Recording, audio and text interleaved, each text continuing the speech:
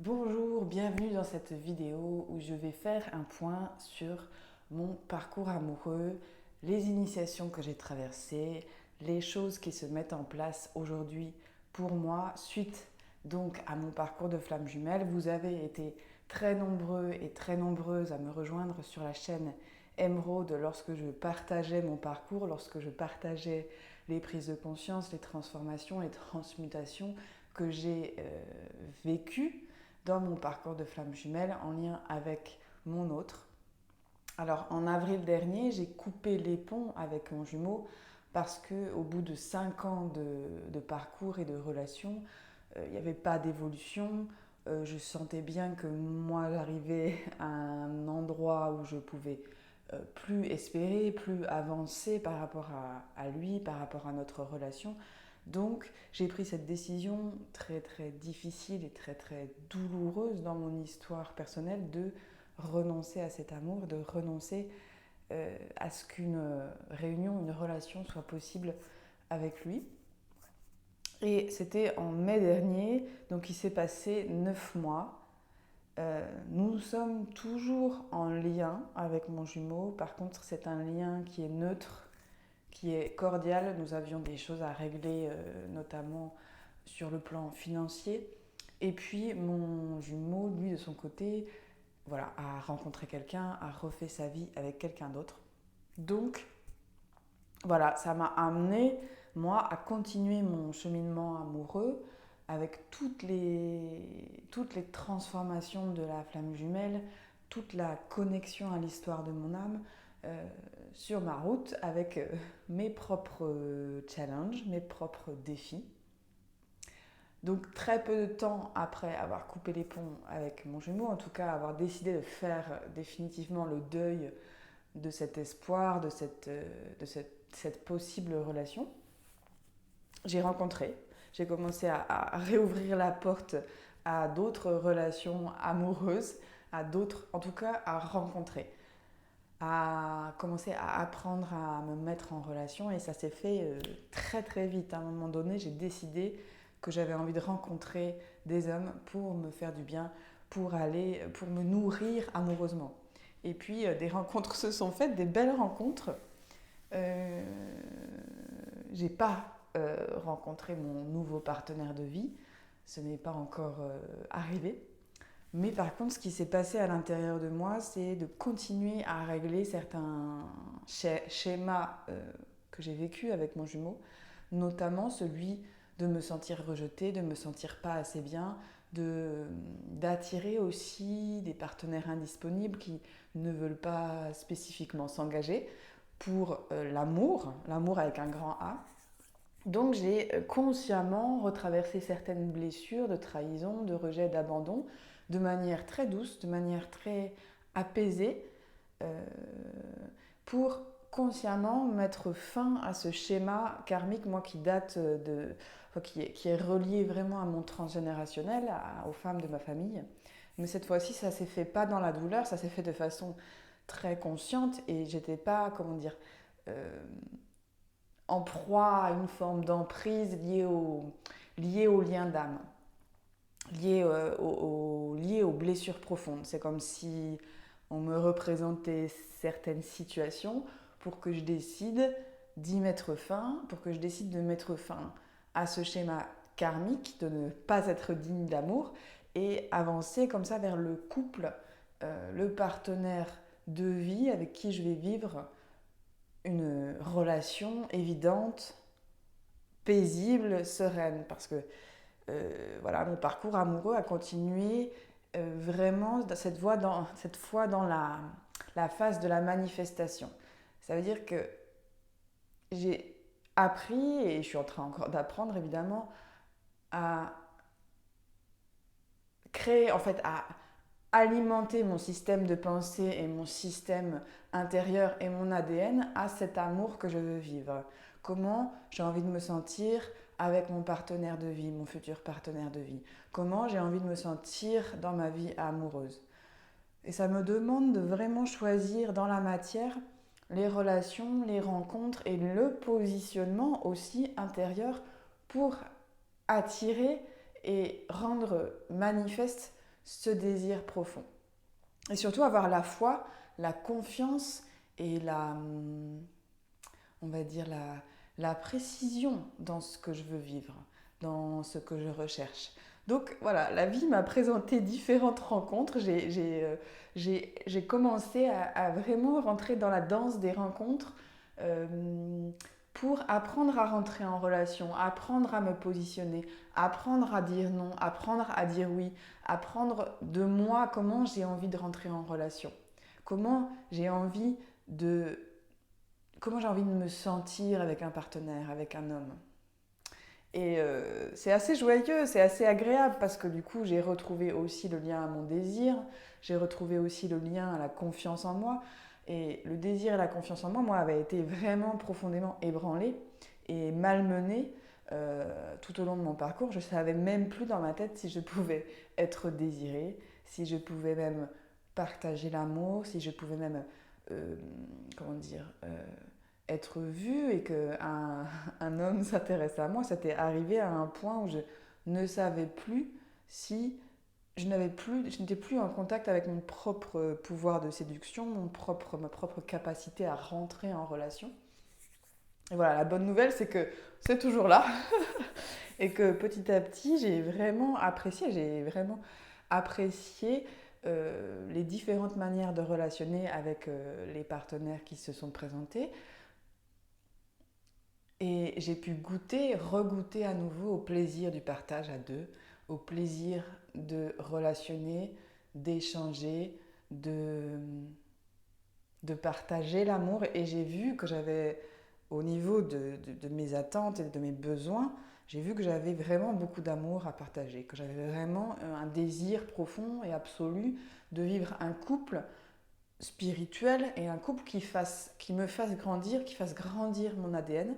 Et ça s'est vraiment réinscrit et réaffirmé à l'intérieur de moi. C'est que une relation par défaut ou une relation, on va dire, qui ne répondrait pas à mes propres critères, à ma propre vision de l'amour, ça rentre pas dans les cases, quoi. Ça va vite, voilà, ça va vite partir en vrille, ça va pas me correspondre. Et la vie, en fait, en me présentant différentes relations, différents partenaires, m'aide à affiner, m'aide à ressentir ce que j'ai vraiment envie, ce qui est ma fréquence d'amour à moi. Donc le travail se poursuit. Ce qu'il y a de bien, c'est que je n'ai plus de dépendance. Je n'ai plus de dépendance affective ni émotionnelle par rapport au désir de relation et par rapport à l'autre. C'est quelque chose qui s'est complètement apaisé, qui s'est complètement détendu. Donc il n'y a plus de notion de désespoir de ne pas trouver, il n'y a plus la notion d'avoir besoin d'un partenaire de vie pour exister.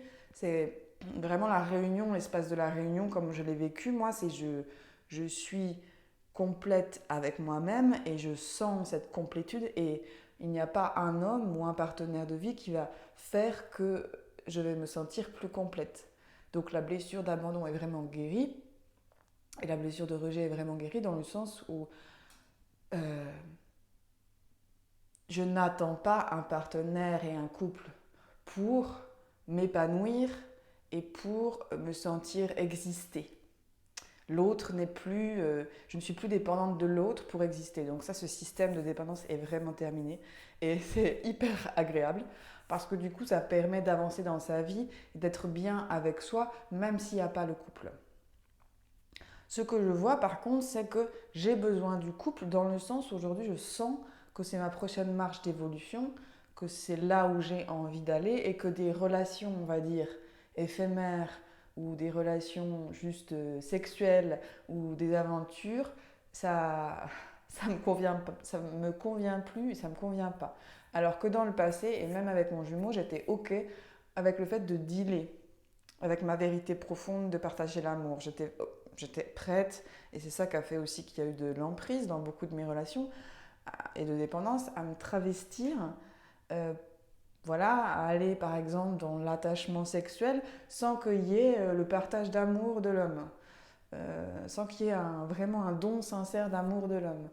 Et Et je me rends compte que ça, aujourd'hui, je suis capable de dire non à ce genre de relation, à ce genre de schéma, alors que dans le passé, c'était très compliqué pour moi. J'avais toujours peur de ne pas plaire ou de ne pas être désirée ou de perdre l'autre. Aujourd'hui, je vois que j'apprends à regarder quand un partenaire, un homme, n'est pas dans cette connexion d'amour, n'est pas prêt à donner l'amour.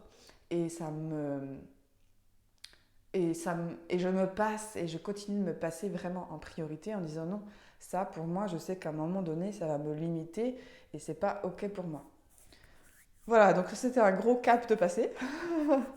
Et ce qu'il y a de chouette aussi dans ce que je ressens par rapport à mon parcours amoureux, c'est que je suis en train vraiment de faire grandir cette lumière à l'intérieur de moi, cet amour inconditionnel pour moi. C'est comme si je construisais, je consolidais vraiment cet équilibre et cet amour inconditionnel pour moi dans tous les aspects de ma vie, personnelle, professionnelle, relationnelle, familiale. Et c'est la priorité, c'est moi en fait. La priorité de ma vie, c'est moi. Et, et c'est vraiment de continuer et continuer encore plus à me nourrir d'amour inconditionnel sans chercher à me changer, mais vraiment dans les choses moins faciles, dans les difficultés, les, dans le cycle que je vis, dans les transmutations que je vis, c'est toujours avec un regard vraiment de connexion à mon âme, de connexion à l'amour inconditionnel. Et le lien à l'âme est complètement aussi au centre de ma relation amoureuse. C'est ça que je sens aussi, que je travaille très fort en ce moment. Comment je crée une relation d'amour avec mon âme avant de la créer avec quelqu'un d'autre. C'est comme un réalignement profond et encore plus, qui demande à grandir et à être encore plus puissant du fait d'être vraiment connecté à l'amour de mon âme, au lien d'âme avec moi-même.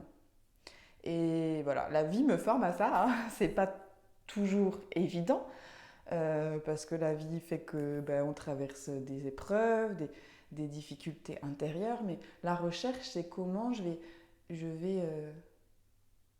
créer la vie que je veux, avancer vers la vie que je veux, avancer dans l'état d'être qui est bon pour moi, déjà avec moi-même, dans la relation avec moi-même et avec mon âme, pour que naturellement mon partenaire de vie puisse se présenter à moi, parce que l'amour sera reconnu à ce moment-là. Donc c'est moins un travail et c'est pas du tout douloureux comme ça l'était pendant mon parcours avec mon jumeau.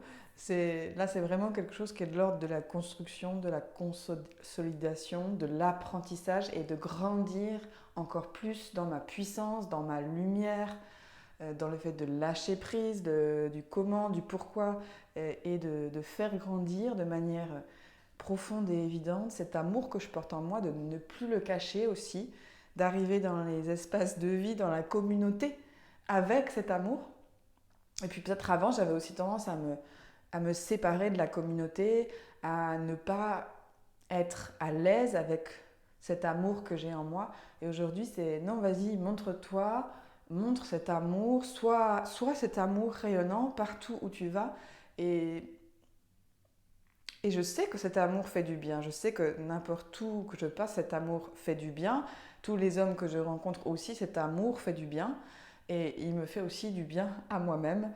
Donc c'est vraiment le déploiement de l'amour que je suis, de la connexion amoureuse avec mon âme, de la connexion amoureuse en moi-même, avec moi-même. Et on va voir où ça va mener tout ça. Voilà. Donc ça, c'est le parcours que je vis en ce moment, le parcours amoureux. Et puis au niveau de